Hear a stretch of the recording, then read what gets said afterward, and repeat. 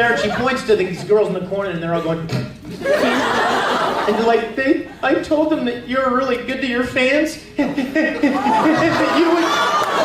you would do anything a fan asked, and I bet them all my money that you would let me do it.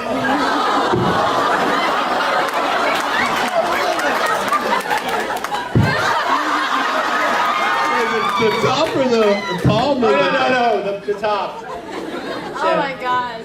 That was my first use of hand sanitizer. She did a total full on. Wow, Puppy dog, glad you're home, lick. I mean, it was large. That's what I said yesterday. I told the Travis and Mick in the car on the way over here that Vic had met Charlie in the hotel lobby. And my dog, Charlie, in case you didn't know. And he licked your nose, like right up, like straight up. And Charlie's breath smells like poo. And I was laughing on the inside. Hence the term brown nose. Yeah. Oh, bad, sorry. But you know what's funny is that girl, she hears that story, whoever she is, she hears that story on YouTube now all the time. She's like, I'm famous. I'm like, you don't want to be famous for that. Sorry. You palm licker. Yes. Are we ever going to get to see Full Metal Fantasy? Yeah! You know, I would sure love that. For those of you that don't know what that is, right after we started recording the show, I fell in love with it like no other show that I had done up to that point, and I thought it would be fun to make a little parody, 15-minute parody fan film. So I asked some of the other voice actors if they would like to be in it, and we all cosplayed as our characters. And it turned out really, really great. Music and sound effects, and even some special effects at the end, and it was great. Production quality on Vic's films are like crazy awesome. Well, it's funny. You know, it's funny you should say that because I told Funimation that I was doing it, and Barry was like, "Yeah, dude, I just don't want to hear about it. That's fine. You know, whatever you're doing, I just don't want to know because it can't be a, of course, it can't be an official thing because it wasn't a licensed permission thing. It was just a fan thing." Well, then after I finished it, I started showing it at conventions. I didn't sell it. I didn't put it on the internet. It was only available to show to fans at cons. That was what I made it for. And about a year after I started, somebody from the legal side of Funimation contacted me and said, "Hey, dude, you're getting way too much attention from this Full Metal live action thing, and we don't have a license to do anything live action, so we don't want to make the Japanese mad. We don't want them to get upset like they think we're taking advantage of the license." And I'm like, dude, it promotes their show. I mean, how could anyone have a problem with this? That the actors actually love this enough to make something like this, take their time, and the fans love it. It just perpetuates, yeah, but we don't really have permission, so we'd like to ask you to hold off for a while. Just like, don't show it.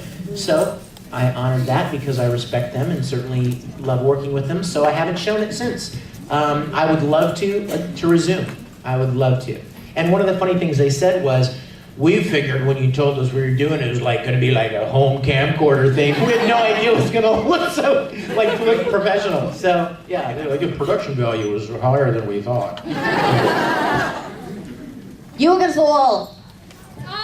Well, I was watching videos, this is for Vic. I was watching videos of you on YouTube, and apparently there's a line that you get asked to say at almost every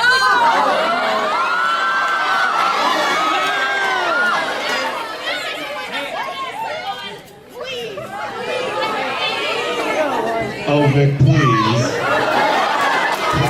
You don't start. Don't do it. No, you guys. Okay, let me ask you a question. If you can answer this question in a manner that makes sense, it's a legitimate response, then I'll do it.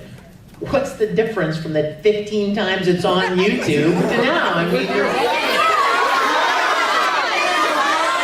wait, we'll have one representative. You. You're in front of us. Dang, that's a good answer.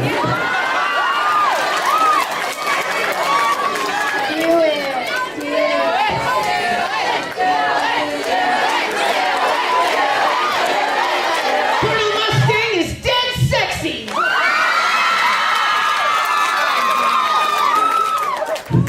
In a mini skirt.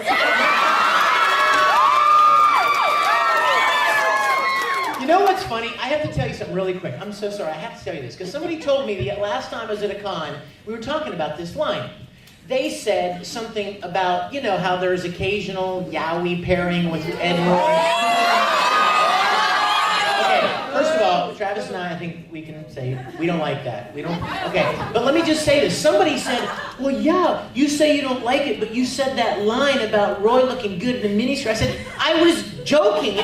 It was making a joke. Somebody asked us at a con, say something, somebody said to me, say something nice about Roy. So I said, Colonel Mustang looks dead sexy. And like that was a compliment, like I thought Mustang was sexy. And then as a joke, it was like, yeah, in a dress, you know? It was meant to be sarcasm, and there are people actually out there that think that I was like, you know, like... There are like promoting. t-shirts of it now. Like Hanes is coming out with a brand of underwear with that on the front. Superman, Spider-Man, Colonel Mustang is dead sexy.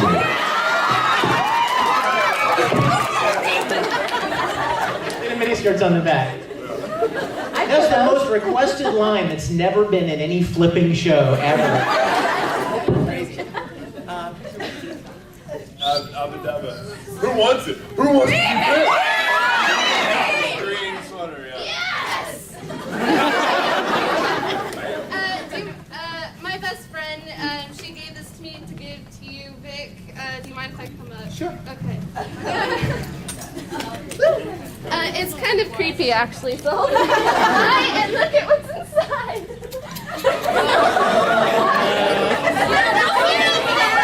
Is it a love letter? No, don't open it. It is a notebook paper envelope, by the way. It says, to Mr. Edwards' voice. It's like Mr. Dark.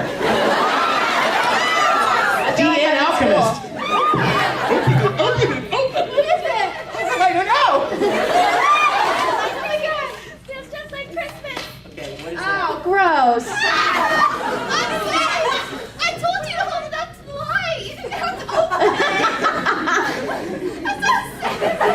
Oh. It's this. Okay, wait a minute. It's hair.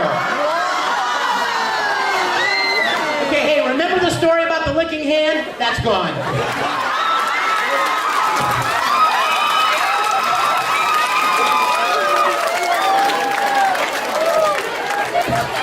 All right, I know I'm thinning in the back a little bit, but I mean, you don't have to give me.